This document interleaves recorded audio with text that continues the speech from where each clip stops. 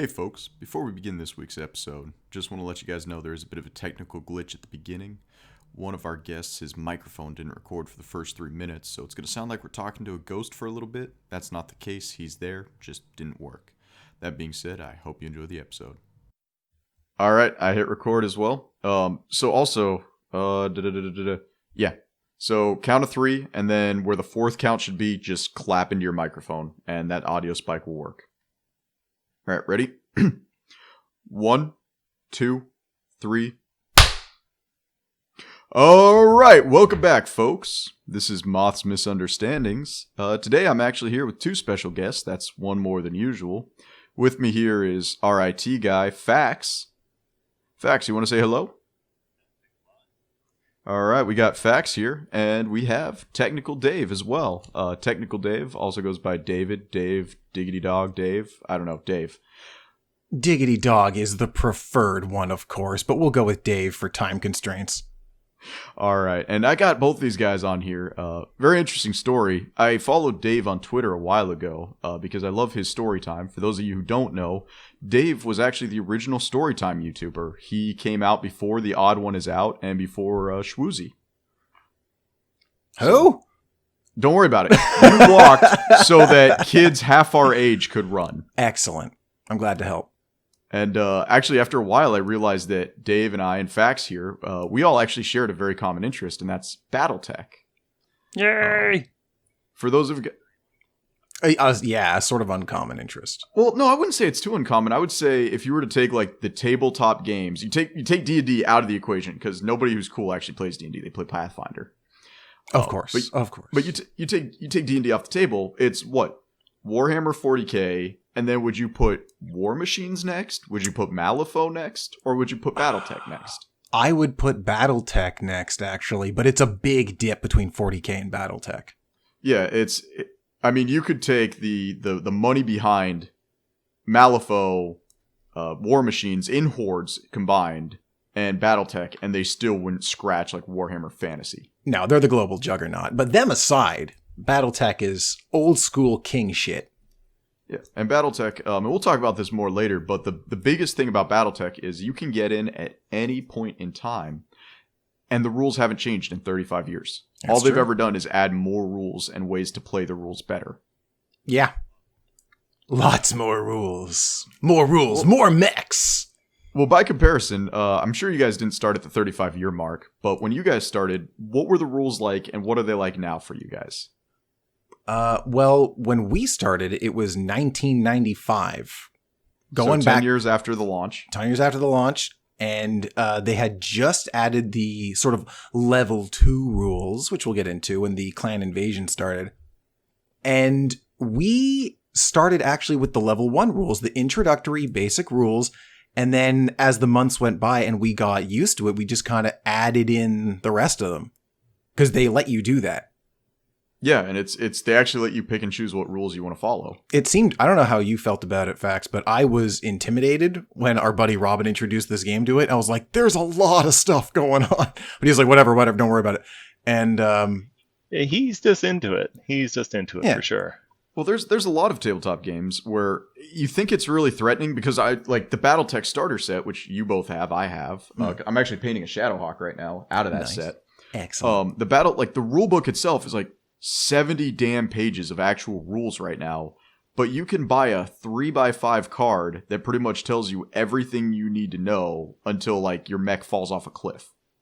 Yeah, the introductory stuff, it's real easy to jump into. Yeah, they have that one just double-sided card, and that'll get you through on a simple game.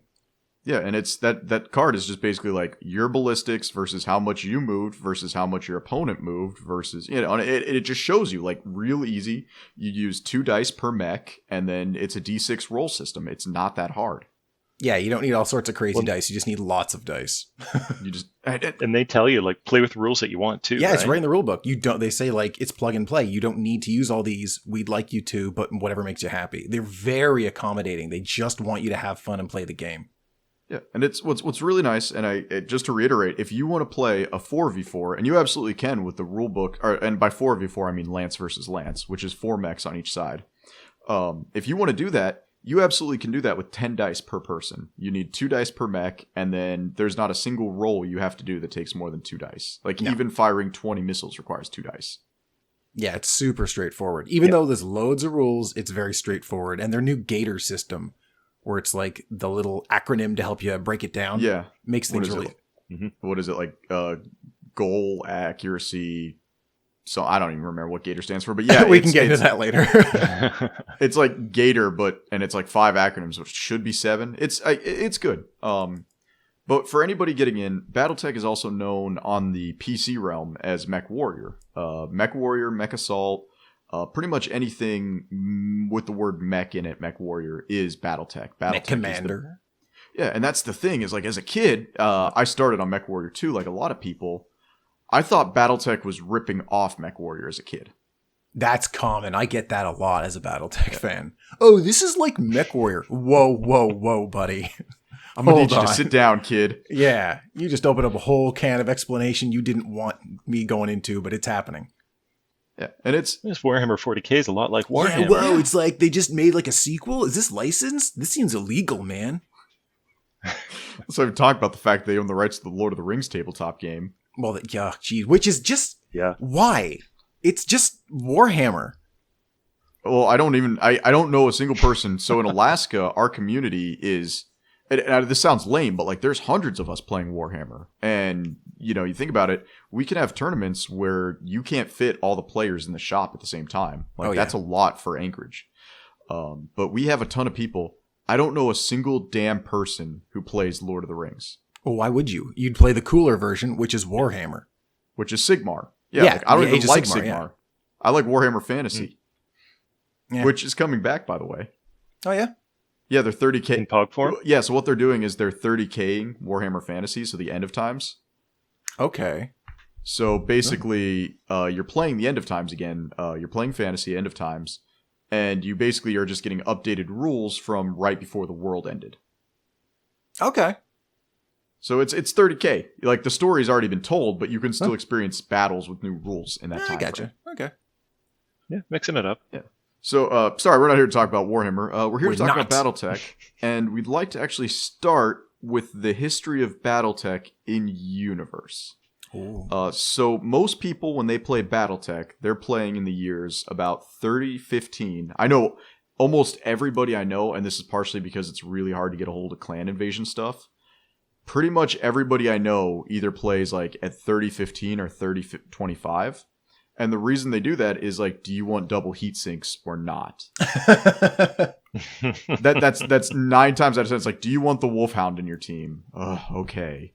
Like, do you want double heat sinks or not? That's what it comes down to. It's like the Hatchet Man and double heat sinks define everything. Yeah. The only correct answer. Yes, of course. Yeah. The Naias, the Great Death Legion in the story, the Great Death Legion discover this new field of technology, and then everything gets just a little bit better, and then that's when the gameplay becomes infinitely better. Yeah, and and we'll talk about that, but most players know, if you played Mech Warrior 2, you know Battletech during like the 3050 to about 3075 time frame. If you played any other time, like even if you play the Battletech computer game, which we'll get into, you know Battletech from 3010 to about 3045. But there's actually a lot of history that goes on before that, and I've asked Dave to kind of start us up here. Dave, start with Korinsky. Or actually, right. do you want to start with Korinsky, or do you want to start with the very first mech? I'm going to start with the Dawn of the Star League, because all this is prologue.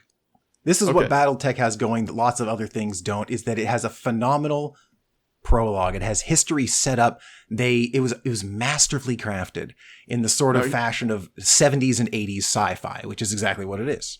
Yeah. Now I got to ask Dave. Yeah.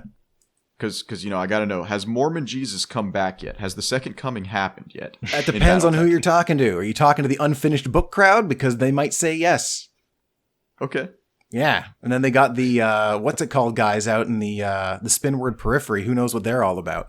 But here's how it starts off. Around 2570, mankind comes together.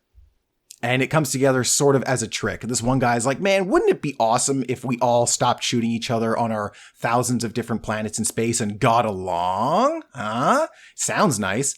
So he goes around with a treaty and he talked to the successor lords, the 5 successor nations. That's a country in space of many planets. And he says... This isn't Alexander Kerensky, is it? No, this is Cameron. This is Cameron. Okay. Lord of the Star League. And he says, hey, you should sign this treaty. Everyone else is doing it. Don't you want to be cool? And they're all like, yeah, we're cool. We don't want to be left out. So he does that to all of them. And then they all sign the treaty. And he's like, ha, suckers. Now we're all the Star League. And we got to stop shooting each other like jerks. And they're like, all right, but we're still going to pick on those poor people out in the periphery countries, right? And they're like, well, yeah, obviously, duh. Don't worry. We're talking about periphery. We're talking about the magistrate. We're talking about those guys out there in the bottom left-hand corner of the global map. Yeah, there's these little outside space countries that no one really cares about. And they're all like, don't worry, we're going to force them to join us and then pay extra taxes. And they don't get the same technology or goods that we do. But we still get to pick on them and they're going to thank us for the rights to be in the Star League, sort of, kind of.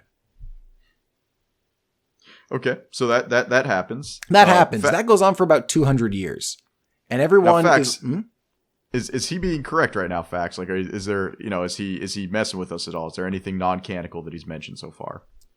No, this is all straight up. Okay, continue. No, they don't tell you this. He knows it. He knows this is all prologue. So the what they tell you when you start playing Battletech is there was a golden age of mankind that lasted for 200 years. But what really was going on was that all these countries were picking on each other. It was not a golden age. It's just how people have romanticized it. So then one day, it's kind of like the golden age of piracy. Exactly. Yeah. Oh, there was the high seas and blah blah blah. There was nothing like that. When in reality, the Spanish Armada just wasn't paying attention. Yeah, it was just a little blip on the radar. So then one day, there's this one space country out in the periphery called the Rimworld's Republic. And there's this fat guy, and he's kind of a schlub. And he's like, you know what? Everyone thinks I'm an idiot, but I bet if I went over to the prince who's in charge of the Star League, he's a young guy, his dad died, he's this petulant child. No one wants to deal with him. I bet I could get in the good with him and just kill him. That would be awesome. And everyone just lets it happen. So he shows up, he's hanging out. They're like, oh, let the fat, annoying guy from the third world country hang out with the prince. Whatever, those two deserve each other. And then he just kills the prince and every single member of his family. And everyone's like, whoa, that sucks. I guess the fat guy's in charge now. But then there's some general, Alexander Kerensky.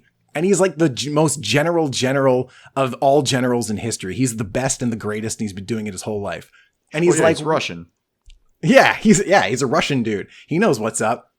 And he grew up from like Siberia, I think. He's from Terra. Well, like Terra's weird. I mean, wasn't he technically Steiner?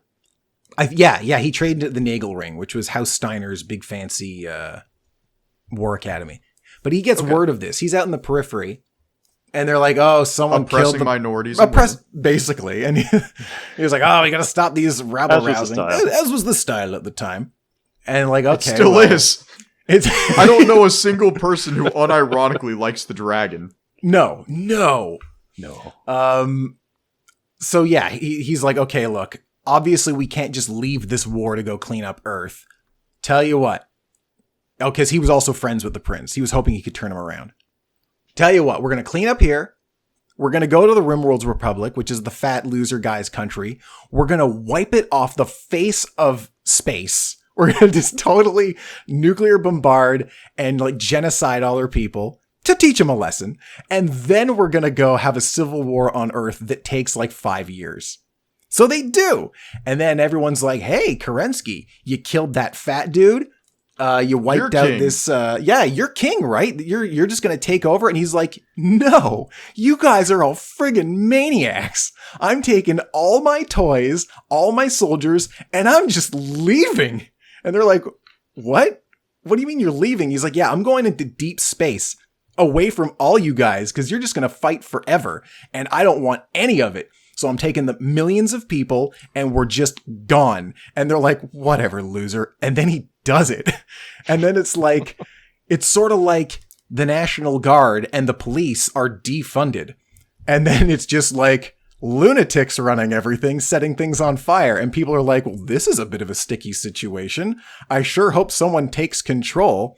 And that's when the succession wars happen, when everyone takes control by testing out their nuclear bombs on each other for 300... Everyone takes control simultaneously. Yeah, for 300 years. Surprisingly, it doesn't go well. Can I jump in right now? Please Can do. I jump in? And so Alexander Kerensky takes the greatest military they ever had. Oh, yes. Tons of mechs, tons of experimental technology, and just disappears up northeast on the map. So he actually carves through the Dragon's territory, right? Yes, and he lives, House Kurita, which is Space Japan. I thought, it's Space Japan. Japan. Space China. Liao, Space China, and Space Russia a little bit, but that's a secondary sort of thing. Well, then we have stuff it's kind of like Space World War II Japan, though. Not modern Japan. It's not modern Japan. It's like kamikaze Japan. It's the rape of Nanking Japan. Yeah. So he goes up and he takes everybody out, and they fly the hell out. They're gone. They go up. They go northeast of everybody. So everybody else is southwest or center. He goes northeast. And if you looked at a map, this would make sense. But you just have to look at it as a giant circle. To the left of the circle, to the bottom left of the circle is another circle filled with the poor people. And to the northeast is a bunch of people that just pissed off. And they go up there and they actually fall apart because, wouldn't you know, you need a leader for things to work. So these guys... It's the weirdest thing. They fall apart. Well, then Alexander Kerensky, because apparently nobody, unless they have the name Kerensky, can drive a plot forward. His son, Nikolai Kerensky, jumps on board and is like, all right, guys, let's do this. So he starts getting these people that are now fighting and repeating exactly what they left. They left these warring piss babies, and they're doing the exact same thing. And he basically starts kicking their dicks in. He just runs around, is like, hey, you join me. Hey, you join me. Hey, you join me. And what he does is everybody who joins him, he gives them the right, and they start creating a culture around this warring personality, and they become the clans. And they are given, each of them are given some totem. Like, you got the clan, Clan Ice Bear. Oh, I just totally screwed that up. Ghost Bear. You got Clan Ghost Bear. You got Green Chicken. Yep. You got Clan Diamond Shark that was originally ice, or like Sea Otter. I mean, you got... Sea Fox. Yeah, Sea Fox. And then the sharks ate the foxes, so now they're, Diamond Shark. That's kind of that's a baller move, where they're just like, all these sharks ate our totem animal. Screw it, we'll be those guys then. Whatever, they're obviously the better animal. Yeah, so he organizes them all together, and they just decide to develop technology. They develop technology for another 300 years, but that's not relevant right now. You need to what I'm basically doing is I'm saying, just remember, these guys for 300 years are making better technology because they're working together. And unlike the people who are actually warring to kill each other, these guys are fighting to improve their technology. They're like, oh yeah, you took us out. We need to do this better. And so their technology is getting miles and miles ahead of everybody else. Yeah, because they're murdering each other for the betterment of mankind, not for... they're not doing it to screw each other over. They're doing it to make everybody better. In a sense. They're structuring their entire society around betterment of their war technology as well. Yeah, it's 100%. Like every facet of their society. It's a total caste system top to bottom. They're like Klingons on steroids. Yeah, and I guess we'll just break into their culture real fast here. Well, we should... we got to do a break, because this is where the timeline split. This is still prologue. Mm-hmm. Yeah. No one even knows any of that's happening. Okay. Because you got this... when Kerensky, takes it on the arches, you've got 300 years of the succession wars, which are 4 consecutive wars of things just getting worse and worse and worse, where people are losing technology. They now don't know how the old guns and mechs are built. They don't know how spaceships are built anymore. They just have to hold on to the ones they have. And so eventually they come up with the Ares Convention, which is an agreement that wars will no longer include nuclear weapons, that mech warriors are the way things are always going to be done, men and women in battle mechs. And sorry, just to interrupt you again, sure. Dave. It's not just men and women in battle mechs. It is infantry. Oh yeah, there's infantry and tanks, but the mech warrior is considered the pinnacle of society. They're romanticized like the knights of the days of yore.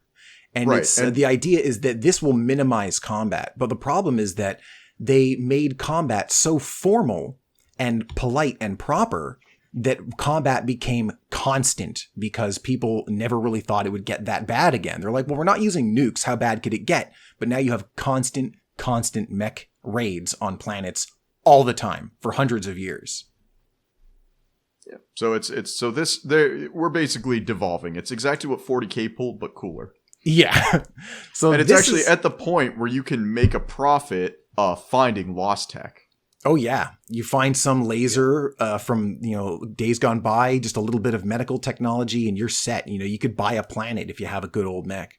And this is where the prologue sort of ends. Now we're in the year about 3015, and so right before the fourth succession war, the last one. And this is where the game starts. That was all prologue. The game starts. It's a declining Mad Max sort of civilization run by elite nobles.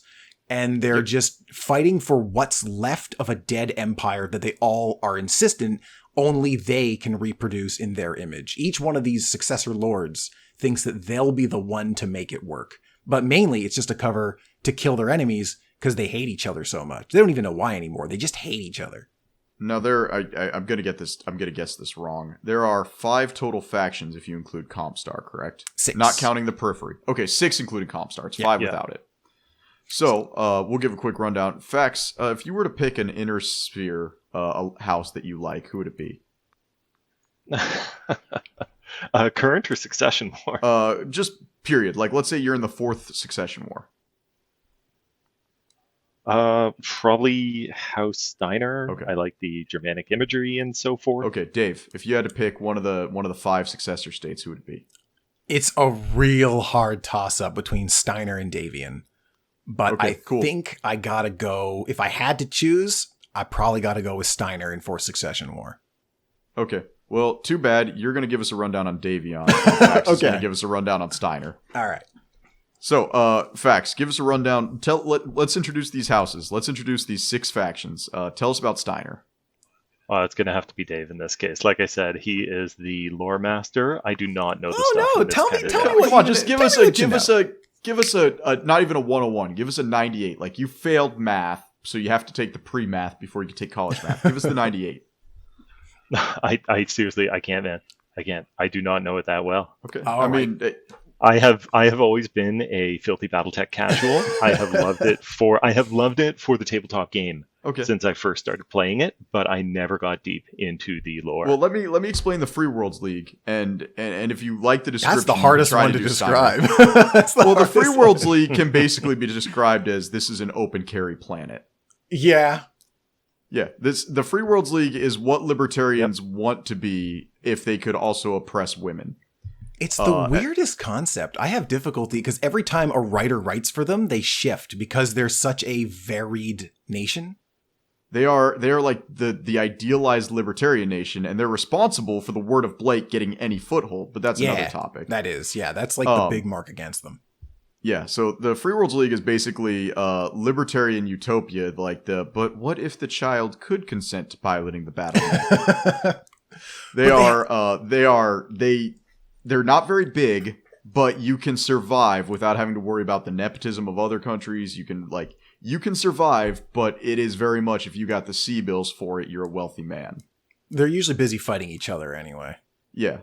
So that's Free Worlds League. So do you want to give us a shot on Steiner Fax? Give it a shot. Give it a shot. Give it a shot. I no. Okay, fine. I'm sorry, guys. I can't. House Steiner, I'll say, it's evenly sort of divided between Scottish and Irish. And Italian. I would say it was like German and Russian. Oh no, they got the Isle of Skye, which is about a third of their space, and that's it's Irish, Scottish, Italian. It's like this little minority. The Isle that's their little nook near Terra, and the rest of it is all Germany. So it's like it's how Germany should have gone through World War II. Yeah, basically. So it's basically space Germany. They have a lot of Germanic things, but they have this little portion of them that are separatists, but they're not. So that's like their little internal conflict. Isn't that the Taran Confederacy? No, that's the Isle of Skye. Okay. No, we're not. We are just not going to talk about the Tauran Confederacy. We're not going to talk about any of the 4 states that broke out during the Fourth Succession War, because that's too minute. That's not. Yeah, really it's too minute. Like we're getting into like the Free Rasalhague Republic and whatnot. We're just not going to do it. Nah. So that's Space Germany. Think of it that way. Space Germany. All right, Fax. Tell us about Comstar. They're space wizards. That's it. Perfect. Yeah. they are your cell phone provider. They are Sprint Mobile for the space. Yeah, they run all the hyperpulse generators, which are interstellar communications arrays, instantaneous communication between planets, but they believe they are magical. Yeah. Throughout the Succession Wars, they were the holders of a lot of the lost technology as well, keeping it away from the successor states, right? Yeah, in secret, they were amassing all the technology. They believed that once things completely went to hell, they would just rise up and take over. So they were totally in favor of countries bombing each other back to the Stone Age. But they actually use a lot of their technology, treating it as though it is tied to mystic ritual and stuff like that as well. So they truly do not understand how some of this technology works. Yeah, they've forgotten themselves because they've sort of built up this cult around it. So they have it, they just don't really know how to replicate it. Yeah. Oops. And they also own 900 of the 1,000 of my favorite mech, and that sucks. They own the crab. They own the rights to the crab. They own like 900 of the damn crabs. Yeah, I love crabs. They're cool. No, that is my absolute favorite mech. Like if you had to just put me in one, it would have to be a crab. They're a solid machine. I'm not going to disagree. They're super solid. And my build is 2 extended range large lasers and 2 small lasers, and everything else in armor. Yeah. It's a scout mech. In a tabletop game, I wouldn't even bother with the smalls. Well, yeah, like they're 3 kind of hexes. useless, but they don't generate heat. Yeah. Well, yeah. True. So then we have House Liao, which is it's a racist caricature because it's a bunch of opium addicts trying to rule space China. Yeah. There's not a single person in Space Liao from the Fourth Succession War onward that's not bat crap insane. Yeah, their whole ruling family is really nuts. They'll execute you if you look at them weird or ask a weird question.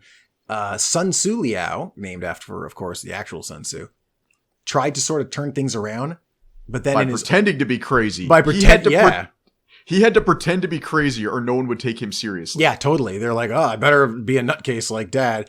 And then he sort of came around, but then he became a huge jerk and started taking over things. And then his son is a total lunatic who thinks he's the son of God. So he didn't really fix anything permanently. Yeah, and actually, they are the house that has my favorite pilot of all time, Kyle Liao. Yeah, and it's and I think I've talked to you about this before. Just a really small tangent.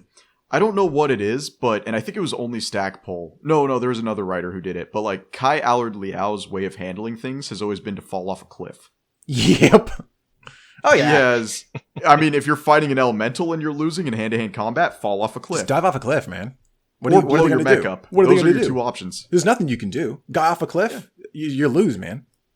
Yeah. So it sounds like how I played the tabletop. and honestly, that's Kai Allard Liao. He is my favorite pilot in the series. He is objectively the best living mech warrior in his day, no question. But he has idiocy. What's the word I'm looking for? All right, idiosyncrasies. Help me. No, I'm not going to help you. So, so there's 4. We got Kurita, and then Space Japan. Why am I spacing? It's Davion. Give me Davion, Dave. Depending on who writes it, they're either Space America or Space England. It kind of goes back and forth between the authors, but they believe in freedom. They're the only space nation in Battletech that have maximum personal freedoms for the people, freedom of speech. You can own a gun. You're allowed to do what you want. But of course, the first prince is in charge. Aside from the royal family, it's very much like living in modern day, which is a lot of the reason why I like them so much. You do have actual personal freedoms. The problem with them is they just can't help but start wars. They're really good at them. And so they're like, ooh, wouldn't it be awesome if we invaded House Kurita? I mean, we'd probably win, right? We should just give it a shot. Hey, House Steiner, what would you do if I put my Minecraft bed next to yours? Just kidding. Unless. Yeah, and that's actually how the Fourth Succession War happened. Yeah. So, Space Germany and Space England are like, hey, we like each other, or at least we don't totally hate each other. What if I married your daughter, because Germany's Space Queen was kind of getting up there. And then, check it out. We've got a space empire of 2 countries, and we can just beat the crap out of the other 3. And they're like, yeah, okay, sounds fine. Here's the thing. If you look at it on the intergalactic map, that was the worst alliance that could have happened for everyone else. Because the Free Worlds League and House Liao together take up the same amount of space as House Davion by themselves. Yeah. So, and Free Worlds League is oftentimes fighting itself, and Liao just can't coordinate things. So, like, that border is dealt with.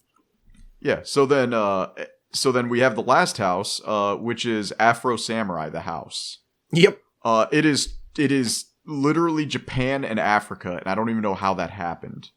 Because every book I read, and this is just like an observation, it's not necessarily a bad thing, but every book I read, there's a black samurai. Yeah. That started with... Son of the Dragon? Heir to the Dragon? Heir to the Dragon, and they just kind of kept it going. And it's fine. No, Minobu Tetsu. I love it. In the book where they have the character Minobu Tetsuhara, which is in Wolf on the Border, that is an amazing book, and he's a phenomenal character. I totally endorse that novel. That was the book that has one of my favorite revenge scenes in it, where the guy climbs with his Shadowhawk into a building to shoot a dude in the face with an AC-2. Oh, is that when he's at the Wolf's Dragoons campus? Well, that's when the Wolf's Dragoons just have had enough and are ready to cut ties with Kurita. Right. Ooh, spoilers. Yeah. Spoiler alert. Oh, my God. The books have been out since 1987. Shut up. So House Kurita is, they are the only house that can compete with Liao for crazy lords. And I think actually during the Fourth Succession War, they had a really good lord for a brief period of time, and then never again. No, Theodore Kurita was good. It was his dad that was the nutcase. Yeah, that's what I was saying, is Theodore Kurita was good. Oh, no, that was the Clan Invasion. He came in the Clan... He took over, like, in the Fourth, and then kept going through Clan Invasion. His dad was ruling at the beginning of the Fourth. Who's Heir to the Dragon, then? Is that him?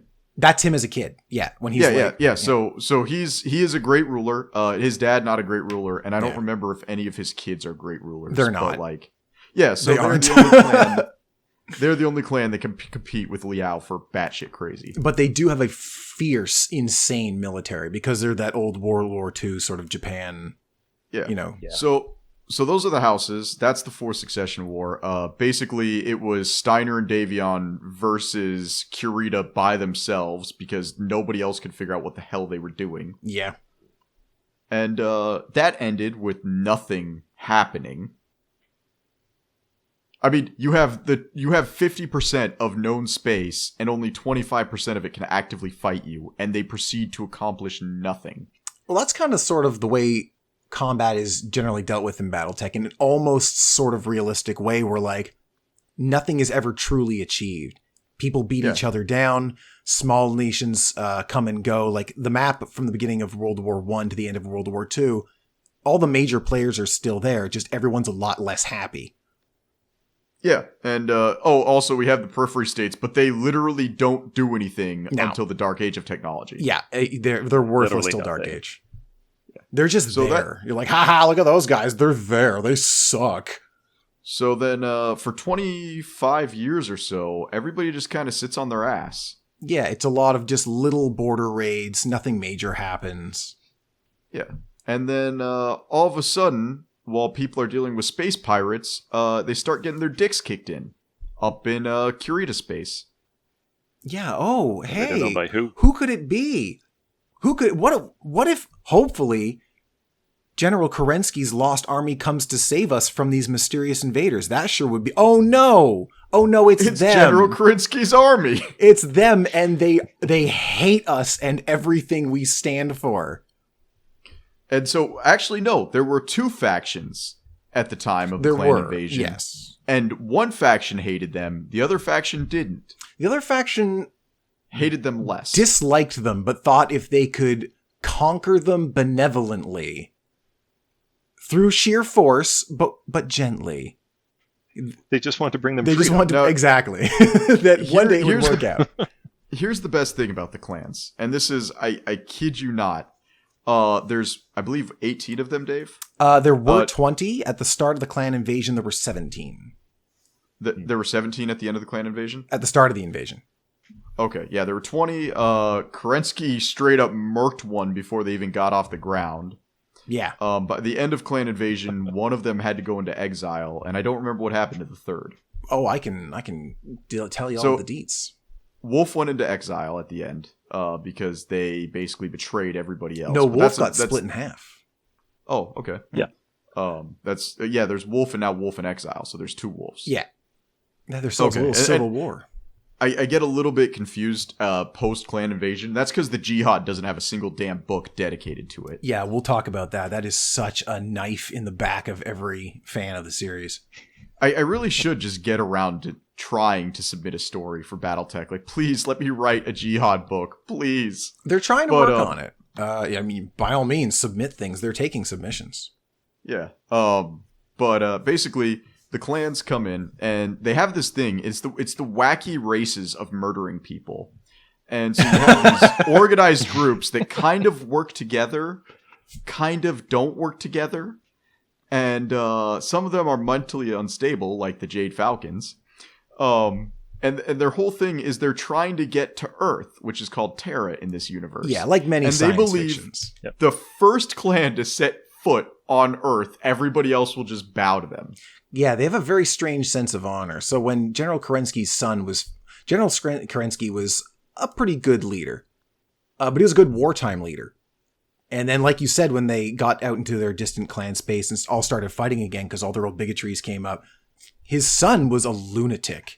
And he was like... He was a lying bastard and he made it work. Yeah, but he was like, I'm going to forge these people into a fighting force. The only ones that get to reproduce are the ones I say. They have to fight for the right to do it. They're all going to base around a warrior system. And the labor caste has to be subservient to everyone else. And then there's like... It's the warrior class, the scientists, the laborers, the technicians, and the merchants. Those are how their society is divided. Yep. Wait. I thought it was warriors, scientists, engineers that fix the battle mechs. That's technician, the tech cast. Yeah. Mm-hmm. And then it's like merchant cast and everything else after that. Well, if you want to talk about like, the order of power, it's warrior, scientist, merchant, tech, and then labor. Labor's, of course, dead last. I would be at the bottom of the pool as a tech. Holy crap. I'm an artist. I'd be shot in the head. Yeah. Face the wall. We're going to paint the wall brain. You would have been aborted. They would have known. But, so they have 2 things, and there's only like 1 clan out of all of them that respect children who are born from a mother and father. But basically, they scrape your smegma off your foreskin. Did you forget the They word? scrape the smegma off your foreskin, and then they find a chick who can bench press more than her body weight, and they steal one of her ovaries.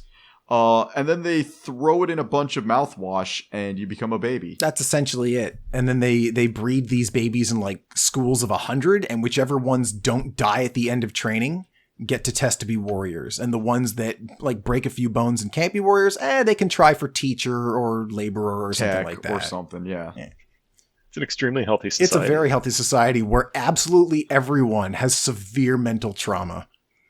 Well, and what's great though is in any clan, only 25 of them can be used as sperm samples. Oh, for each, it's 25 for every blood name. Yeah, so it's 25 for every clan because of your blood name. No, there's multiple blood names in the clan. There's many blood names in the clan. Oh, okay. Yeah. So you got a few hundred people making all the shots for billions of people. Hey, just like real life. Yeah. But they got their two sort of factions that agree or disagree on how best to conquer the rest of society. The Wardens and the Crusaders. Yes. So you got the Crusaders. No one likes Wardens. No one likes Wardens. If you're gonna be evil, just be fucking evil. And you got the Crusaders who are just like, yo, let's just nuke the shit out of these guys. And they'll learn that we are superior. Now, they believe that the Inner Sphere, where everyone else lives, have squandered paradise. They don't know what they're doing. They have no honor. They believe only in consumerism and eat hot chip, talk on iPhone, and lie. And they're not wrong. So they're like, all right, it's time to invade. It's the year 3050. We're going to go settle this. We're sick of this. And then the Clan Wolf, who's the main warden, is like, yeah, hey, what if we don't completely kill everyone? What if we just, benevolently take things over? And everyone's like, no. And just for suggesting that, you have to lead the charge, you jerks. But, it's a trick. Because they lead the charge to Terra so well that they make everyone else look like idiots. Well, that was after they intentionally got a guy murdered, because wasn't the Jade Falcons in charge at the time? Of the invasion? Yeah, they were the Ill Clan. The Jade Falcons weren't they? No. You're talking about the Il Khan. Yeah, the Il Khan. The Il Khan, that's the term for whoever, the warlord of all the clans in times of crisis. The Il Khan was Khan Leo Showers. He was a Smoke Jaguar. Okay, yeah. And Smoke Jaguars rightfully get their dick kicked in later. In the best way possible. Oh, they're proper evil. Oh. They nuke, for real. They nuke and orbital bombard all sorts of cities just because it's just the easiest thing to do. Oh, yeah, they're massive dickheads. They was asking for it. Yeah. And they get their due process. They don't even get due process. They get obliterated. Well, that's the whole arc of the... so for the clan invasion timeline, which is what most people sort of came in because that's when the video game MechWarrior 2 came out, which is set in the clan invasion. Mm-hmm. Oh, it is set during the clan invasion? Yeah. And it's... yes. I'm trying to remember because I get MechWarrior 2 and Mercenaries mixed up. It's Ghost Bear is one of the houses, and then it's Wolves is the other one. That you Mech 2 is Ghost Bear, or Wolf and Jade Falcon. Ghost Bear was an expansion. And Ghost Bear was an expansion, exactly. And these are all they're all deciding who gets to go on the invasion. And so everyone sort of knew that era, and this is sort of how the timeline of the invasion worked out. Clans show up. They're kicking everyone into the dirt. People are like... And just so you know, the reason they're kicking everyone into the dirt is, imagine you go to war, and I'm going to try to do this. I realize you guys are Canadians, so talking ballistics is a little weird. Imagine you go to war, and you have your dad's old .22 long rifle, and guys are just showing up with 308s, and just like, you have level 1 ballistic plates that pretty much stop a knife sometimes. And these guys show up with 308s, level 4 armor, and they just start obliterating. There's nothing you can do. Like, you can't even reach them. They're just blasting your ass left and right because you don't have the gear. You got nothing. Yeah, the clans... One-on-one, you don't have a chance. Yeah, one-on-one, there's no chance. They have genetically bred super soldiers trained from birth, and they've got technology they've been working on for 300 years with the express purpose of conquering the inner sphere. Whereas let's not talk about Jamie Wolf, though. Mr. Deus Ex Machina. Yeah. But, they show up, and then there's the lead invasion, the lead charge to Terra for a couple of years. And it goes real well until they're like, okay, look, we realize we can't really fight you the way you fight, but you guys think you're such hot shit. How about an all or nothing fight on this one planet, all your guys versus Comstar? And now, the reason this worked is because the clans are bound by this weird honor system that they can choose to follow half the time. They choose to follow it if they... See, at this point, they thought that the Inner Sphere could still be trusted to be honorable. Oops. Well, and they were. They did. They won Tukaid honorably. They did, but they banked on combat. See, they didn't do combat the clan way. Combat in the Inner Sphere is... long and protracted. The clans are used to, they don't like waste. They like things to be quick and decisive. So they protracted the war as long as they could. And the clans were running out of supplies. They were getting worn down. They couldn't handle this. And just so you know, historically, the Ilkon threw that fight. He did. So, just so you know, there was Smoke Jaguars were in charge. Their Ilkon killed himself because Deus Ex Machina. No, he died in a ship crashed into his... Oh, yeah. I was thinking of a different leader who killed himself. You're thinking of a different guy, yeah. Yeah, so somebody crashed a ship into him. Yeah. Killed him. So then they put Clan Wolf in charge, and he was a crusader. And he was a warden. Clan Wolf, and he's like, I'm not doing this fight. I'll make people think I'm doing the fight, but I'm not doing it. Well, what it was is he had a choice. He could either command the fight and all the cons himself, or he could let the cons do what they wanted. And the clans can't work together. No, they're all jerks. So they failed. He's like, hey, I'll help you out. We can do this smart. And they're like, whatever, I don't need you. You suck. And then he doesn't take their advice. And they have this big battle. Comstar wins.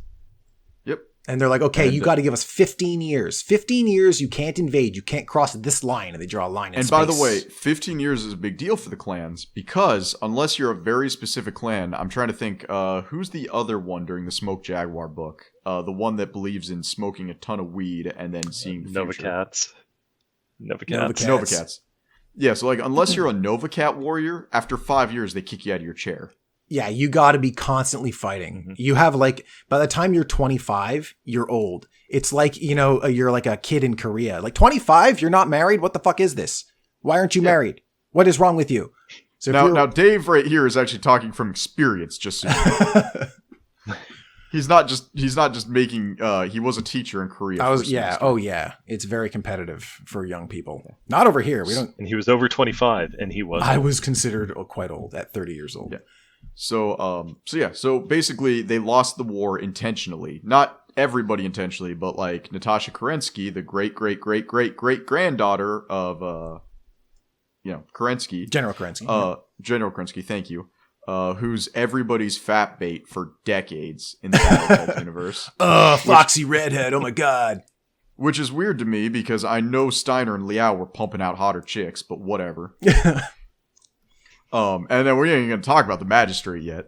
Not yet. But they throw the war, and then they're given 15 years where the clans are able to keep a section of Kurita space that they won, but they're not allowed to pass through. Yeah, you can't go past the line where where the planet was at. You can't go any farther south on the map than that. You can fight above that, but you cannot make a drive towards Terra.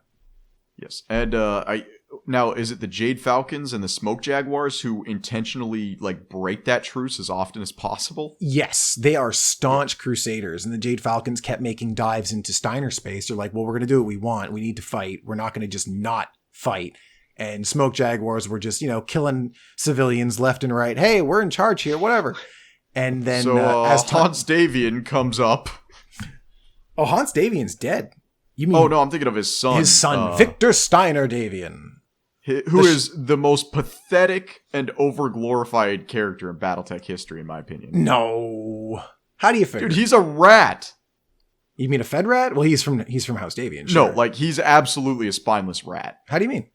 He fought. He led from the front. Okay, but maybe just because the book Forever Faithful paints him that way, he's like a coward. Oh, Forever Faithful. Okay, Forever Faithful was written. That's in a Dark Age thing. We can get to that. But that's written when he's a very old man.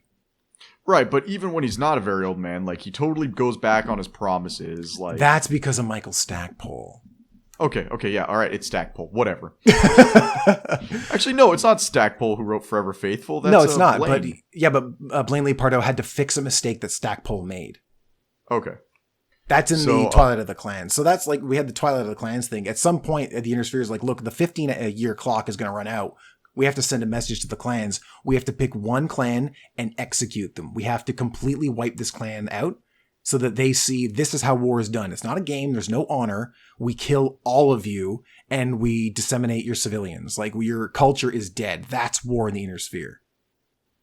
Yep, so they chose Smoke Jaguar, yes, which is totally fine by me because, they're not Mammoth Scorpion, they're not Diamond Shark, they deserve it. Well, they were the most evil. That was what they sort of came down to the decision. They're like, well, these guys are clearly the most vindictive, the harshest rulers, and we have a map to their home planet.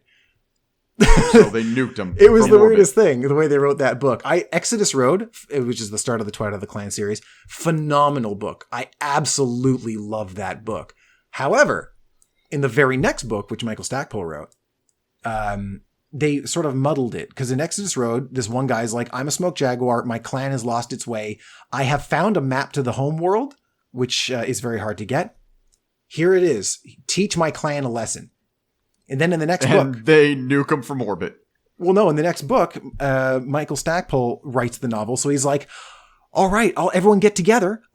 We should pick a clan to defeat. And it's like, you should defeat the one where you have a map to their house. And they're like, oh, well, who should we pick? What should we do? Who isn't? They have this big discussion I think we should defeat Clan Smoke Jaguar. And then Anastasius Vogt is like, well, good, because I have a map to their home world. That would have been the deciding factor. What's the one clan that you know where they live? That's the one you wipe out. Who cares about anything else? You need a map to get there. Oh, well, thank God we've got this map. Good thing we have a map to the most evil one. We'll go do that then. And then, yes, they proceed to orbitally bombard them, and they do a lot of ground combat. Good novels. They're written kind of wordy. Those are ones by Tom Gressman. They're good, but they could have been a little shorter. Yeah. Now, I hate to do this because we're actually getting to the part I like, but we have spent almost 40 minutes just talking about the history.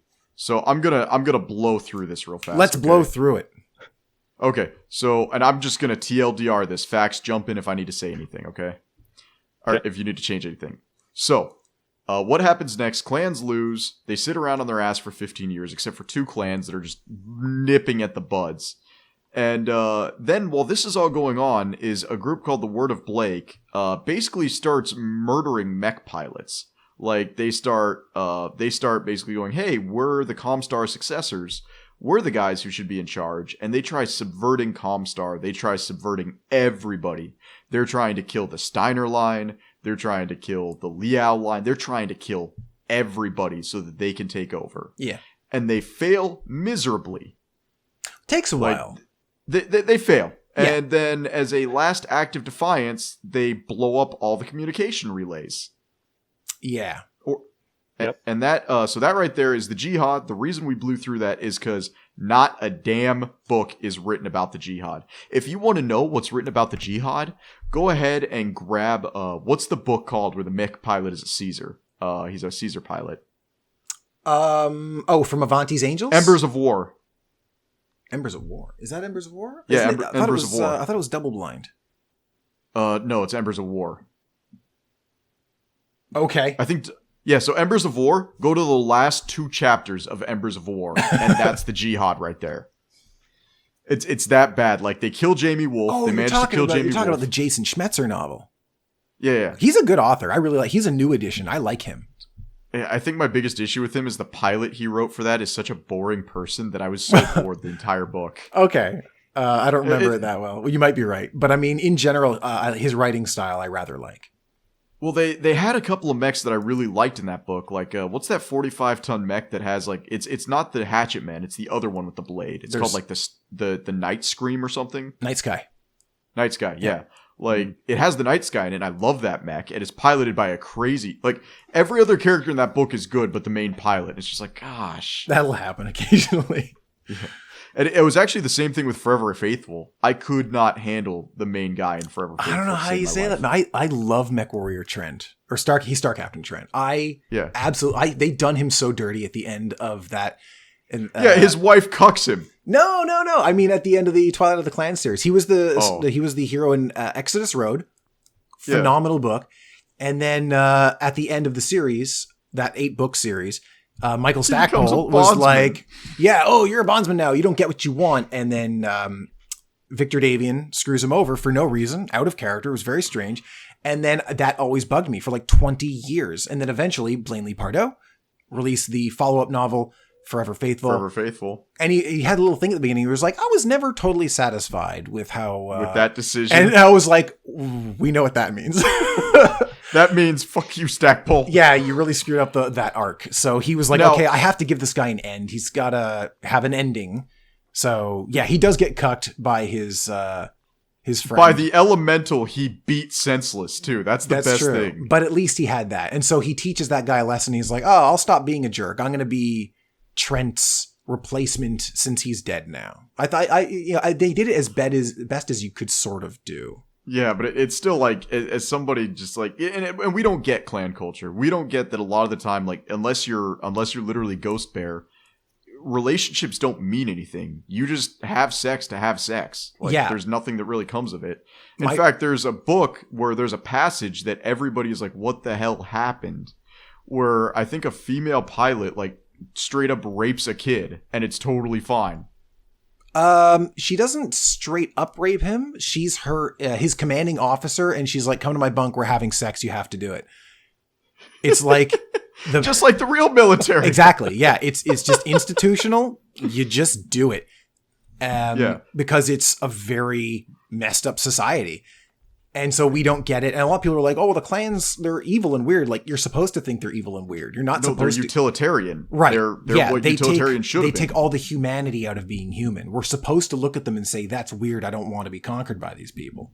Which is weird because you and Fax, we're going to go off on a slight tangent here. You and Fax and myself, we all kickstarted the new Clan Invasion board game. Absolutely. And you two are clan pilots. Yeah.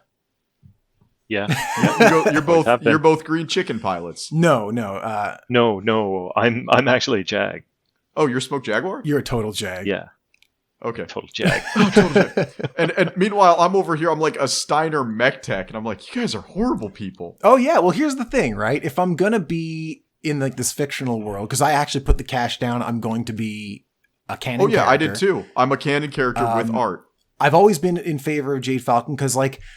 If I'm going to be a bad guy, I'm going to be a bad guy. It's going to be this sort of awful dystopian future. If you read the earlier, like Robert Thurston novels about Jade Falcon, it's a lot like late 70s sci-fi, sort of like, there is truly an evil guy. Yeah. Like Fifth Element evil. Brave New World or, Chrysalis, like that kind of thing. It's like a horrible world that people are struggling to get by. And it's not technologically superior for day-to-day life, just only for war. Yeah. So I kind of liked that. And I was like, yeah, if I'm going to be in this dystopian future, I want to be on like these bad guy side where like they're like struggling to find their humanity.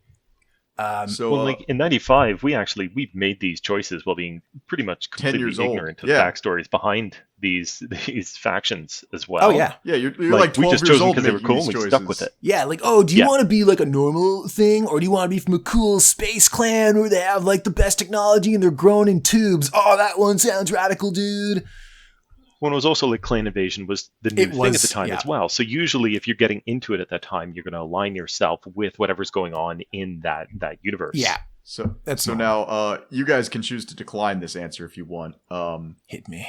How much did you spend on the Kickstarter? About $1,200. Holy crap, really? $1,200 Canadian, which is about $900 US. Okay. What about you, Fax? Oh my god, it was only like 100 something like that. I spent I got up to Blood Name, which I think was 150. Yeah, I'm a Galaxy Commander. Yeah, so I got up to Blood Name and I really wanted the canon character, but like the next jump up was like $350. Yeah. Like that was actually there were no in-betweens. Actually, I think I spent 250 and then the next jump up was like another 250, something like that. And then they did the late backers. And I was like, oh, thank God. And so then I went in and paid the $200 to canon character myself. And the problem is I was relearning all of Battletech at the time. So I'm like, I kept going into the pledge manager and being like, oh, I want the Supernova pack. So can I get the Supernova? Oh, that's a good one. I really like the Marauder. I want the pack with the Marauder. So I was like switching my packs. Oh god, I spent so much time going back and forth. Because it was the same thing where I'm at work and I have my other little monitor open with the day of the Kickstarter. And I'm watching it. And they're like, oh, we hit our max limit. We're gonna add more things, add more mechs, pay more money. You're gonna get like, double your choices. Oh my god! And like they just kept going up and up and up. And I get home from work, and my wife is like, "How much you spent on this?" I was like, "Oh, like $300." But look at all the next level. She's like, "Just get it, just get it." And I'm like, "Oh." See, my wife drops the hammer because it's like you're into Warhammer 40K, you're into Battletech, you're into model painting, which is a separate hobby from being into 40K. Right. She's like, your entire computer is liquid cooled. Like, when are you going to stop with the hobbies? And I'm like, never.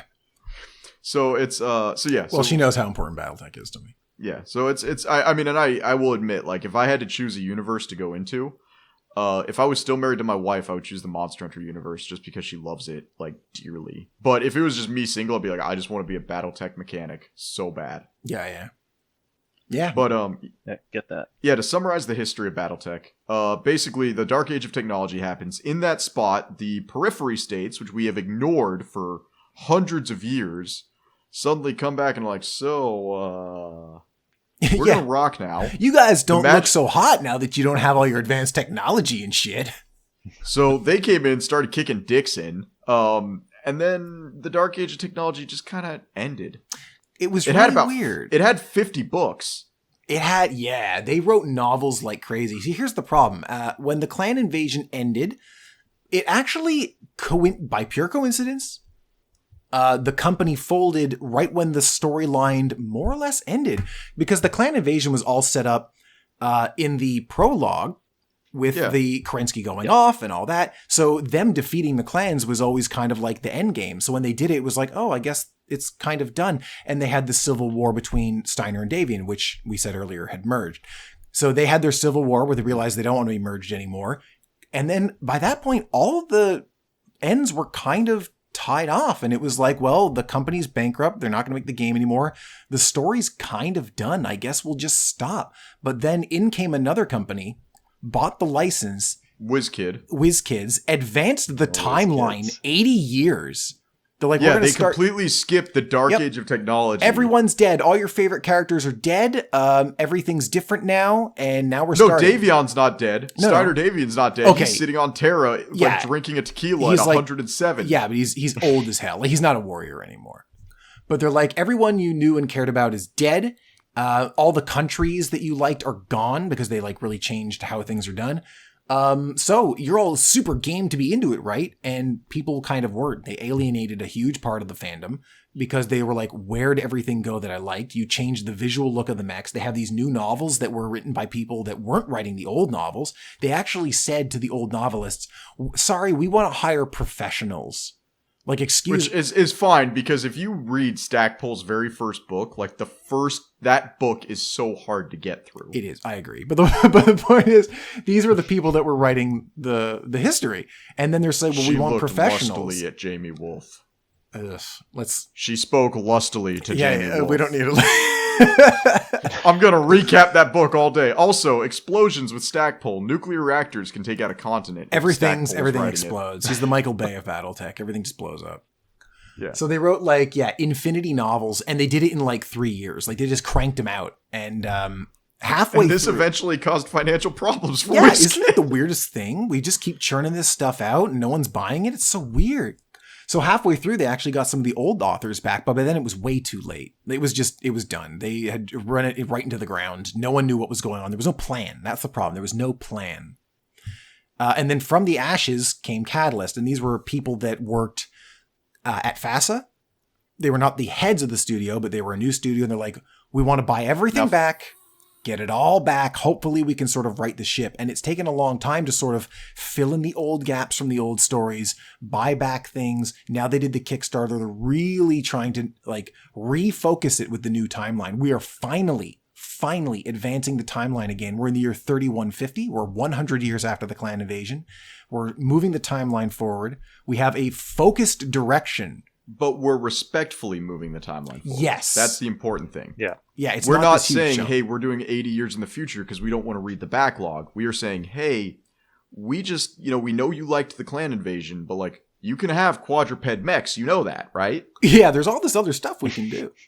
Actually, on that respectful moving forward thing, over the years, I was like, I'm not reading the Dark Age novels. I don't care about them. It's different. But I was Dark Age is like the best time because you can run a campaign where you start with mechs that are like completely equipped with, extended range pulse lasers. And then by the end of your campaign, you're like trying to throw medium lasers that only shoot half the time on. Oh, I'm just please, God, work. No. Of course, there's an appeal to that. I mean, like the novels, the fiction. Yeah, because there's 52 books and they don't make any sense. Yeah, but I was like, you know what? I'm out of novels to read. I'll read those. So I hunted them all down. And they don't make a lot of sense. But by the end of it, like I said, they got the old authors. They tried to right the ship. And then they had a new book, a Catalyst book, where it was the first book to take place after Dark Age ends. And it's called Bonfire of Worlds. And it was written by a guy I'd never heard of before. And he had to tie up all the loose ends. And everyone was like, oh, well, this book isn't very good. I don't know who this guy is. I don't like his writing style. This book goes nowhere. But I had you guys held me at gunpoint. Yeah. But I read all the Dark Age books by that point. So when I'm reading this book, I'm like, oh, I get it. This is actually a pretty good book because he was given an impossible task. Make sense of the end of the Dark Age storyline. It's just that everyone hated the Dark Age stuff and didn't know what was going on. But he made it all kind of work. He tied it all up. I was like, this isn't bad. This is a decent little novel. And then that's when the Dark Age technically ended. They said it was the last novel. It's not. They have a couple more Dark Age books to go. But now we're moving into new territory, brand new territory where the remaining clans are like, okay, look, we really just have to conquer Terra. We said we were going to do it 100 years ago. We got a little sidelined. Now we're going to do it for realsies.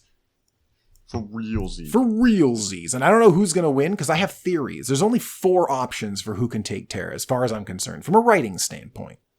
Well, Diamond Shark ain't going to do anything because they're just going to sell the guy winning. Yeah, they just got to count their coins. You've only got 4 real options. You got Jade Falcon because they're the bad guys. And it would be like, well, the bad guys win. And then you can have the dark timeline. Technically, Smoke Jaguars are the Ilkhan. They are the Ill Clan. No, you have to be the first clan to conquer Terra, not set foot on Terra. Oh, I thought it was set foot on. No, conquer. Yeah. Okay. Because Clan Wolf also set foot on Earth. So you got the Jade Falcons, fair. The bad guys win the bad ending. I'd be fine with that. I'd be fine with Jade Falcon being wiped out as long as it's well written. You got Ghost Bear would actually do well, wouldn't they? Ghost Bear, they're in the running, but I don't think it makes sense from a writing standpoint. Okay. You got they're too in deep with the Steiner. the Inner Sphere at this point. Yeah, they're totally merged with their Inner Sphere population. They're just happy to sit there. So then would you say Wolf in Exile is the second one? No, you got Smoke Jaguar because, as you said, they are still technically alive. They have a hidden force that work for the Inner Sphere, the Fidelis. And yes, they have been on Terra. And they were a big mystery for a long time. They were. Blaine Lee Pardoe completely grabbed a mystery by the nuts and ran with it. Yeah.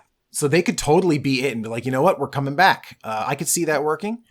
Because they were the Ghost Brigade. They were everybody was assuming that they were the Lost Clan for a long time. And Blaine Lee Pardoe was like, yoink. Yeah, they totally could have ran with that. Then there is the Lost Clan, Clan Wolverine. They could pull a sort of a story where they come out of the deep periphery and they do it, and then all the other clans are like, oh, they can't be the ill clan. We hate them. Like they could do that sort of thing. We destroyed them once or twice. Yeah, what the heck? Or speaking of which, did you see Blaine Lee Pardoe is Clan Wolverine? Yeah. He wrote their origin novel. Nice. Yeah. And then the 4th option is Clan Wolf, which would be the least interesting one, and that's why they're the one who's going to win. They're gonna get it, yeah. They're gonna get it. Well, and it's the same thing with Warhammer 40K. So when's the God Emperor gonna die? Oh, is that what they're doing? Well, it's so there's a book, and I don't think it's canon anymore, but it's like Warhammer 50K. Oh. And it takes place that the God Emperor died and never reincarnated, which is dumb because that's his whole thing. He should reincarnate. The joke is that he's on the throne.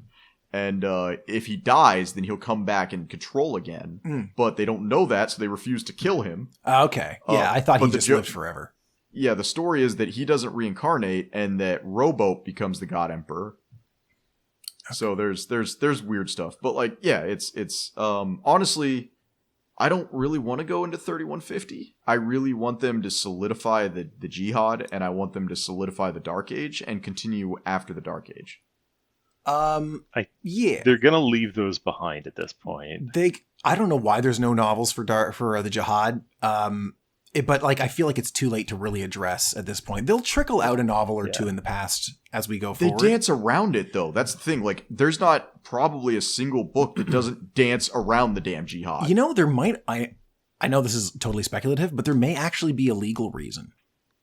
Because when they took things over from WizKids, there's all sorts of stuff that they didn't make novels for years, and I feel like there may actually have been a legal restriction on printing novels. I wouldn't be surprised. Well, and speaking of which, if we're gonna do this, we're gonna switch focus now.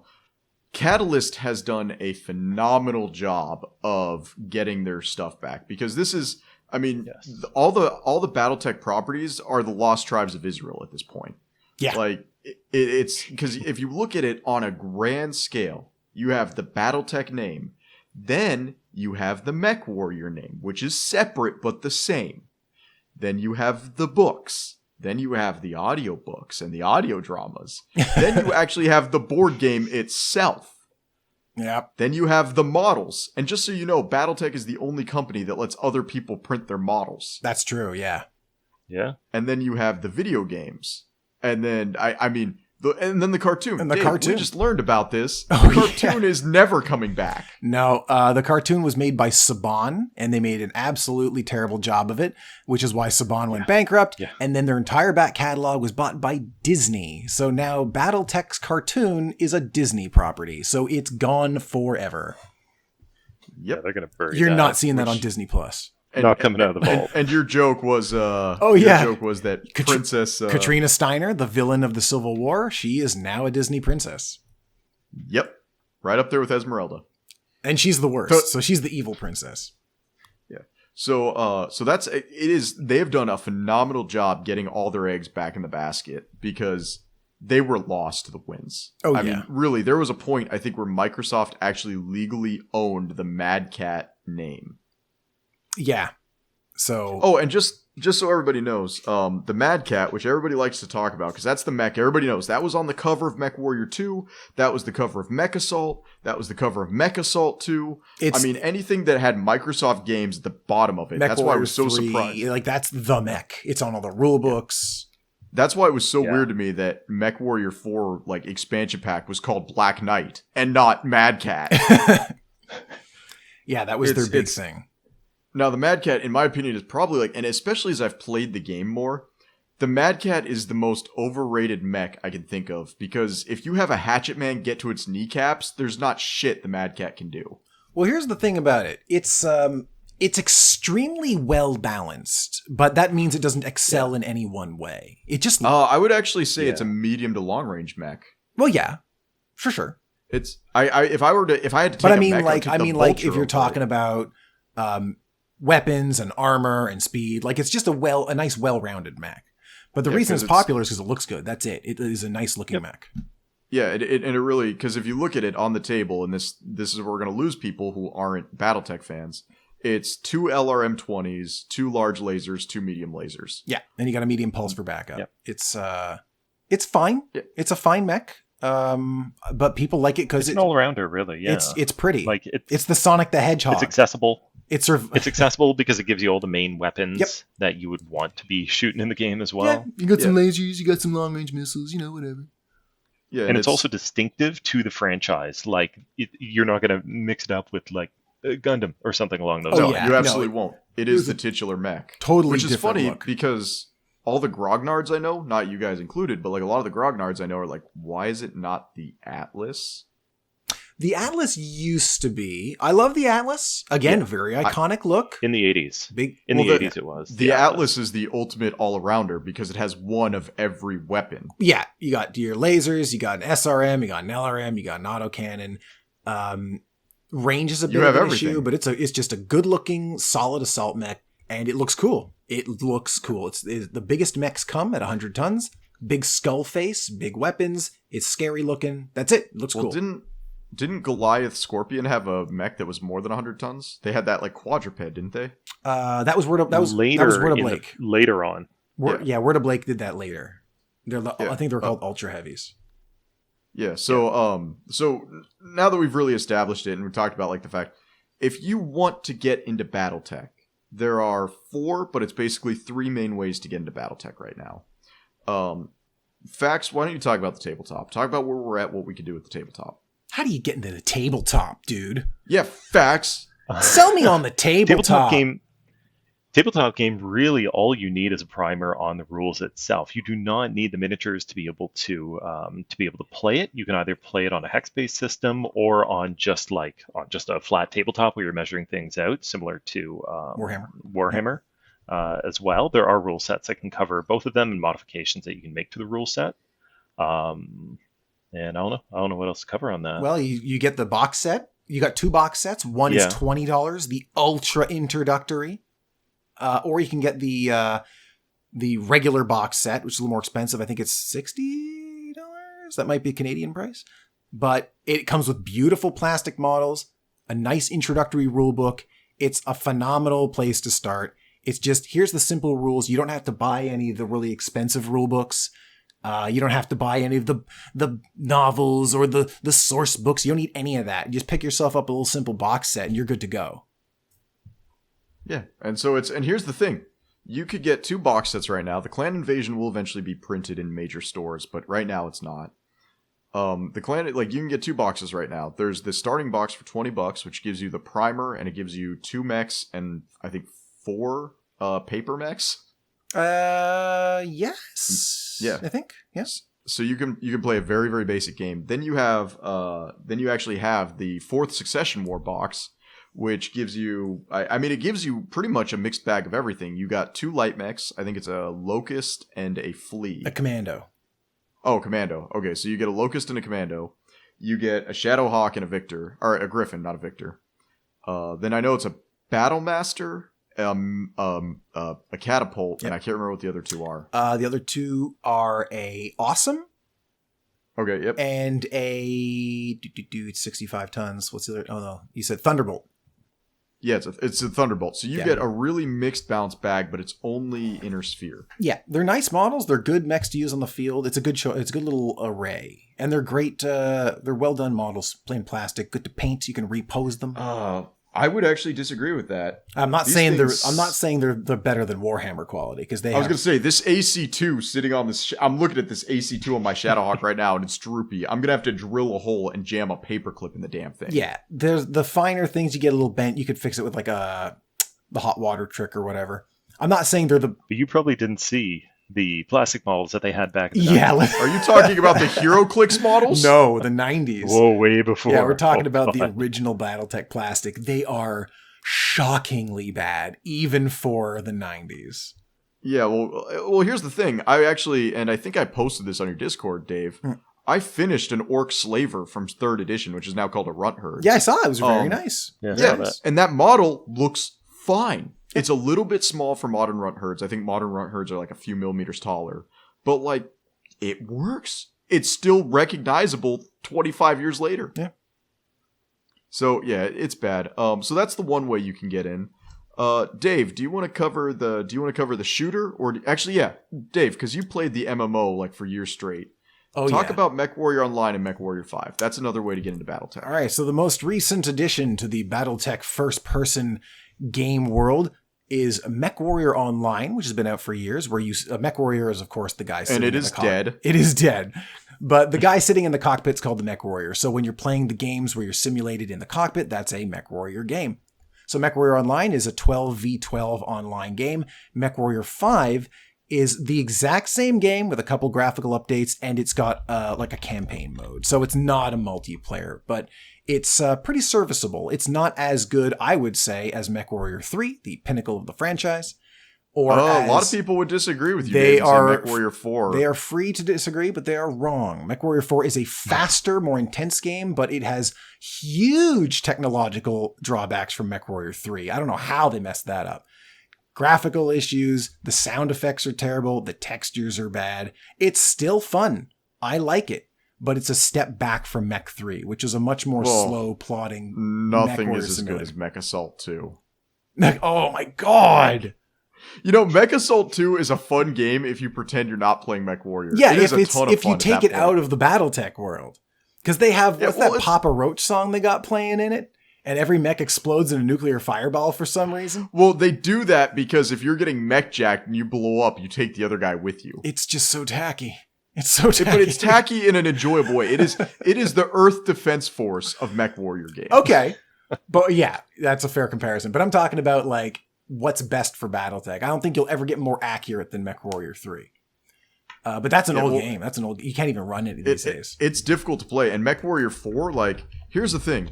MechWarrior 5 may not be the best game, but MechWarrior 5 feels comfortable to play. It feels a lot like you're playing MechWarrior Online. That's true. And I've heard people say, like, I don't like playing MechWarrior with a keyboard and mouse. Well, no one really plays with joysticks anymore, I'm afraid. So keyboard and mouse is accessible, and it's just how it's done. I'm fine with it. I miss the joystick days, but that's a bit of nostalgia. No one really does it. I'm fine with the keyboard and mouse. Yeah. And so and MechWarrior 4, this is what I would say about MechWarrior 5. A lot of people, especially the people who only know the Mad Cat, which is actually called the Timberwolf. Dave, do you want to tell us the fun fact as to why people call it the Mad Cat? Well, when the clans invaded the Inner Sphere, of course, they weren't really talking to the Inner Sphere people, and so the Inner Spheroids made up their own names. And they were like, that mech looks like a bird. I'm going to call it a vulture, even though the Vulture. clans were calling it the Mad Dog.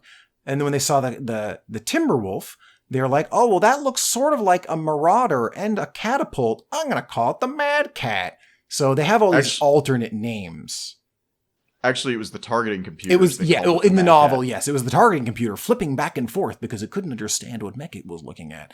I've always preferred the clan names. They sound a little more badass, in my opinion, and they are the proper names. That's just the actual I don't name. know, dude. If somebody tells me the Timberwolf 2 Prime is their favorite mech, I'm also going to assume Sasuke is their favorite anime character. The Mad Cat Mark II, where they started the nomenclature all wrong.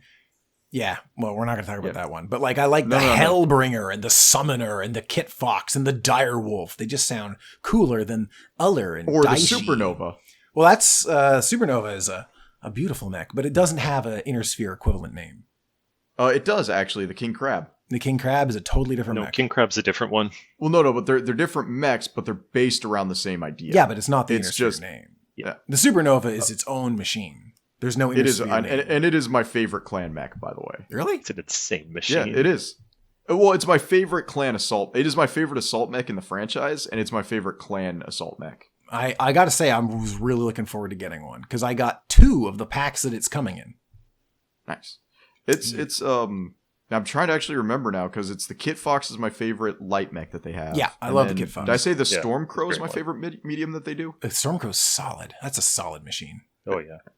But so there's MechWarrior 5, and here's the issue with MechWarrior 5. And I was trying to explain this. A lot of people go into it thinking, I get to play the Mad Cat. MechWarrior 5 is actually so canon to the actual universe that there are certain mechs you can't get until a certain year mark happens. Yeah, they're very much talking back and forth with Catalyst. They really wanted it to be accurate. And so the Wolfhound, I don't think you can even get the Wolfhound until 3030. That would make sense, yeah.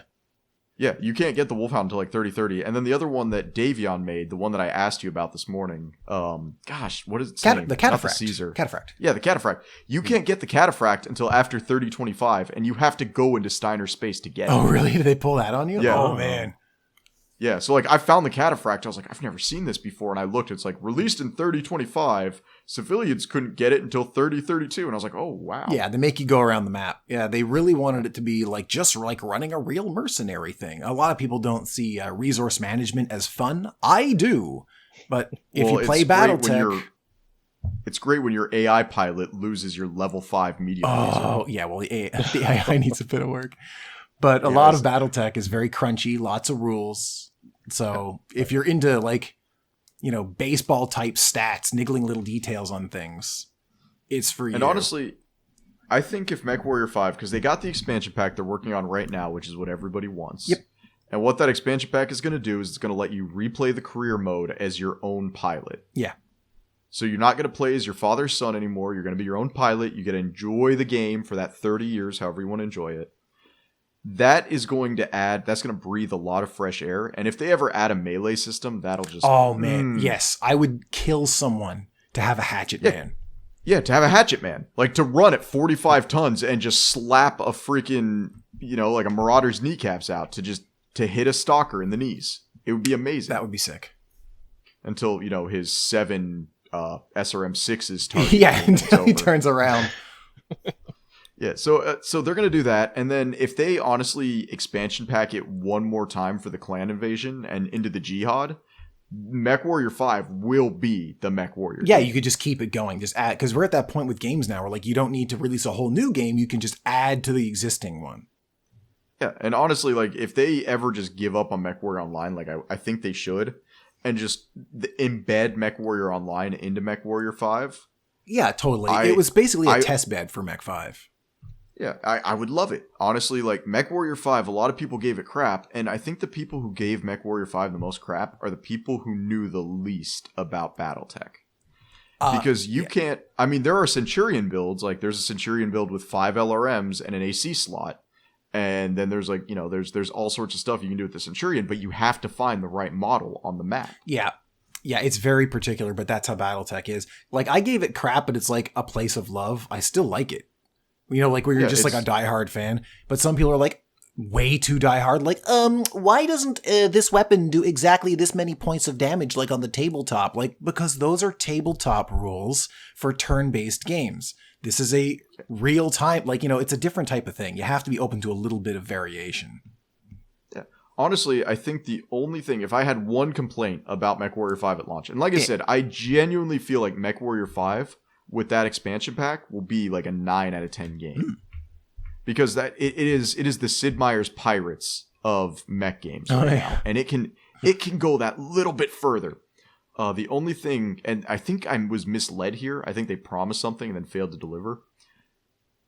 The way multiplayer co-op works, I would have loved if my buddy could jump into my jump ship with and bring his mech. Yeah, you're stuck using someone else's supply. Which is, I mean, it's fine. I get it. It's like hard. Yeah. Yeah, but it's like, hey, I'm joining my buddy's game. I'm bringing this mech with me, and that's fine. That could have worked. That wouldn't have been too hard. I would have liked that. Yeah.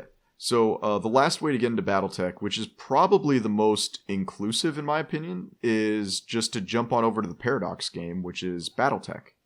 Yeah. That is also super canon because that is the post successor states, the post war, the post Fourth War.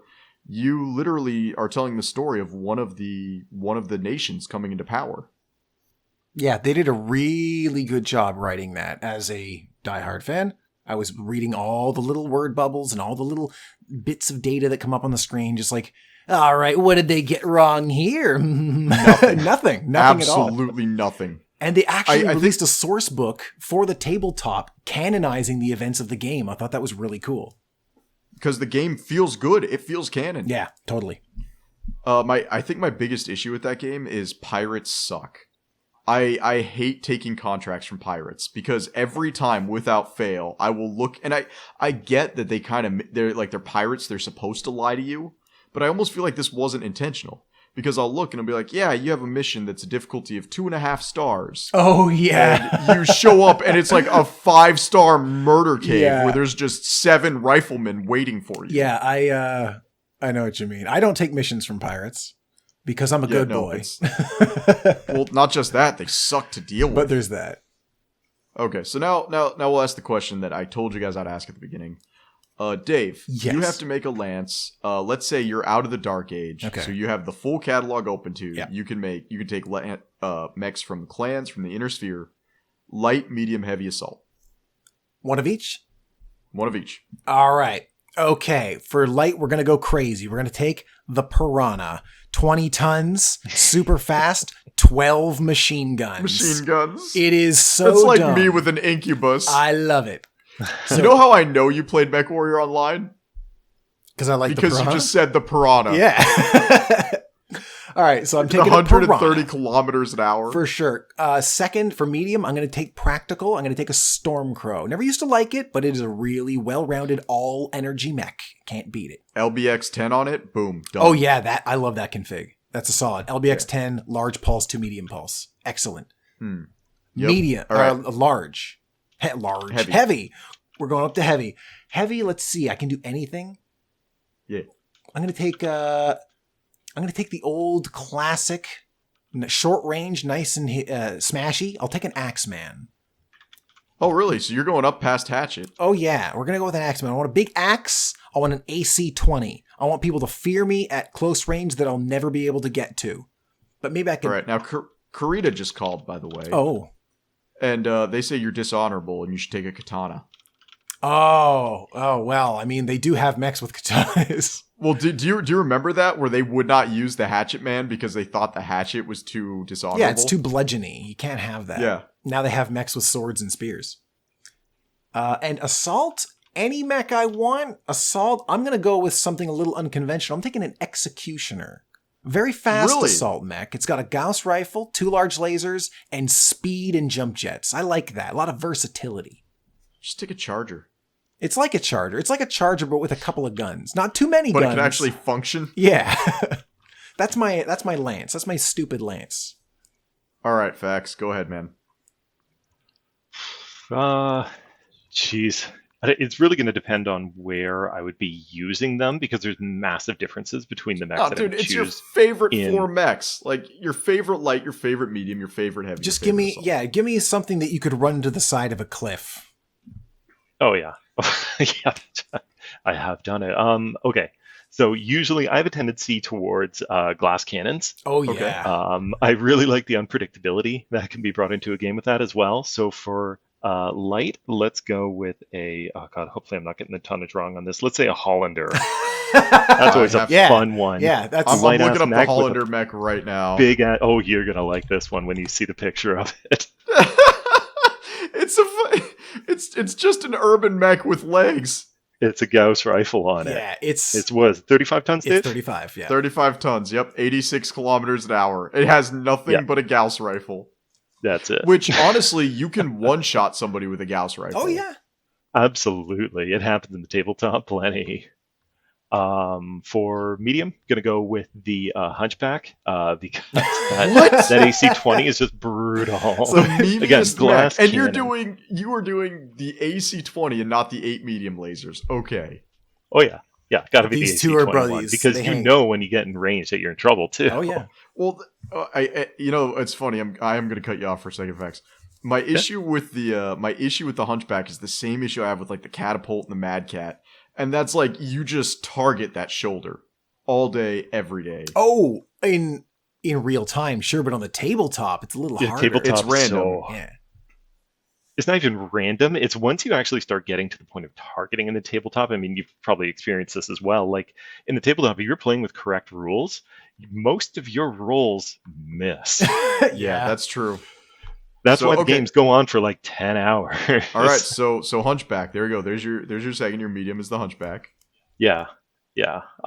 For heavy, I don't know. Probably going to play it safe on that one and just go with Vulture. It's such a solid build. It is. It really is. You get missiles, you get lasers, you get all Pulse that. lasers, you can't miss. Yeah, and then for assault, gonna have to go with Direwolf. Got to stick with my smoke jags on that one, and what a terrifying mech on the field. Okay. All right, that's it is. All right, ready, guys? Bring Now you it. can just tell how much I love the Inner Sphere here. Light mech. I'm going Javelin full laser kit. You fucker. The 2 SRM6 thing just doesn't do it for No, me. yeah, it's a total coffin. You get shot with your missile pack and you're dead. Yeah, it is a walking corpse grinder. So for medium then, no question here. Just give me the crab. You're just taking all laser builds, you bugger. Dude, I love all laser builds. That's the thing. And you're gonna love then my assault mech. And then heavy mech, no questions asked, a Marauder with a rotary AC5 on the top. Oh, okay. I don't care what else Oh, is on it, just give me the rotary AC5. Wow. That's a bold move. You get a jam, you don't have a hand actuator to unclog it. Well, you could just punch it with the, side. Just whack it. Well, you remember from the cartoon where it was just windmilling. Oh yeah, clang, clang, clang, yeah. Yeah. Honestly, I'd prefer to put like an ER large laser in each hand, like a medium laser, and just do it that way then with it. Sure, okay. So yeah, rotary AC5 or a UAC5, same thing really. Yeah. Yep. And then for my assault mech, it's the only clan mech, and that's going to be a 6 extended range long laser supernova. Of course. Oh, What yeah, else of could course. it be? So yeah, I do like lasers. My biggest reason for that just being is for the same tonnage as an AC-10, I can take 2 large lasers and not have to worry about ammo. Yeah. But heat management is brutal in the tabletop. I've never really worried about. I don't like the ACs. At the point at which I could put an AC-10 or an AC-20 on, I'll put a Gauss rifle on. Yeah, if you have access to one of those, you should just take it. I mean, the gun itself can explode, but it's rare. Yeah. So then, moving on, and we've all pretty much answered this question already. So Dave, Fax, favorite Inner Sphere house, Steiner, huh? Probably. I mean, I really like Davian, but Okay. it's weird because everyone's like, Davian, that's the one everyone likes, but then no one ends up liking it because everybody likes it. Steiner. Everyone likes Steiner. And like I totally Here's my problem yeah. with Steiner. Every time I think of Steiner, I think of the guy at my gym who wears a Thor's necklace while doing bench presses. Like, he wears Thor's hammer while doing, like, deadlifts. I'm like, you're gonna kill yourself, dude. Yeah. That's what I think of when I think Steiner. Here's the thing, right? I remember one time I actually asked Fax, I was going through the books. I'm like, the more I read these books, the more I realize there's no good country. There's just the least. It's who's the least bad. And he's like, yeah, that's like real life. Yeah. Oh yeah, you're right. That was the point. Because I was like, the Free Racial Goo Republic, which exists in Battletech for just a couple of years. They are a democratically elected society. Their people have all their rights and freedoms. It was like I forget the other stuff, but it was like, oh, this is like a really ideal society. And they get wiped out in no time. The clans show up and conquer all of them. It was like, here's a nice thing. Guess what? You can't have it. Like they did that deliberately. So it's so Steiner I'm not in love with. You hate me. And here's the thing. I think I would 100% hands down be a Magistrate fan if they actually had mechs prior to the Dark Age of technology. Oh, come on, dude. They have the Marshal. Oh, wonderful. They also have, what is it? They have the Raven or something? Yeah, they got the Raven off House Liao because they're like brother and House sister. House Liao felt bad for them. Yeah. Oh, here, take a bird mech, whatever. Yeah, it's so and that was the mistake I made when I played Battletech is I teamed up with them. Ooh. And they're just completely useless. Yeah. They have two, when you get access to their backlog, there's only 2 mechs you can buy. And it's just like, oh. Yeah, Steiner not gives me a glut, man. Not worth it, yeah. Okay. Favorite clan. And this is not like the one you're swearing loyalty to, because I know you're a Smoke Jaguar and you're a Jade Falcon. Yeah. But who's your actual favorite clan? My actual favorite clan is, I gotta say, Jade Falcon. At the start of the war, they weren't nuts. They were just jerks. Yeah, but then by the end, right now at the current timeline 3150, they are so batshit bonkers, blind, stupid, violent, raping and burning everything. I'm like, you know what? Kind of respect it. Okay, kind of respect anybody who goes that hard. I hope they all die, but it's going to be a wild ride while it happens. Yeah. So, what about you then, Fax? Favorite clan? Over the years, I've actually jumped around in what my kind of own personal favorite clan has been. It definitely started with Smoke Jaguars, and I had varying interests in Ghost Bear and Nova Cat. Ghost Bear, sometimes it was just based on the Scandinavian theme of it. And Nova Cat, the mysticism aspect was kind of interesting and compelling in it, similar to Comstar and so forth too. But really, I always came back to Smoke Jaguar, and it's partly probably just ingrained from when I was younger as well. It kind of imprinted on me, right? Yeah. But it's fun watching them be assholes, really. It's fun rooting for the bad guy, and I mean, like I said, I'm definitely a fan of glass cannons. I like the unpredictability that can come with that too. And they have some of the best with Jaguars. You just don't know how far they're going to take it. It's going to be too far. Yeah, however it goes, it's going to be the max. A lot of picking a faction I like has to do with the fiction. Smoke Jaguar and Ghost Bear Jade Falcon have been treated very well by the novels. Ghost Bear never got a novel until FASA was practically bankrupt. They had one novel. It was good. It's Roar of Honor. It's a good novel. But then they didn't get another novel until halfway through Dark Age. They have one. It's I forget the name of it, but it's about a female Ghost Bear trying to get control of a planet going to hell. That's also good, but they've only had the 2 stories. And I need a little bit of something to get invested. Well, and it's with me, I've always jumped around the clans because I cannot associate with the clans. I'm so family oriented that the clans is very weird to me. Oh yeah, in real life it would be absolutely terrible. Oh jeez, I would be opposed to them entirely. So the entire time I was playing MechWarrior Online, I was a Diamond Shark. The clan that gave up fighting to just become merchants. Yeah, and then I kind of thought about it, and I think I like Ghost Bear the most. Yeah, if we're talking about real world, they're the least nuts. Yeah. Yeah, they're the ones that join Steiner, and they basically all just get drunk together.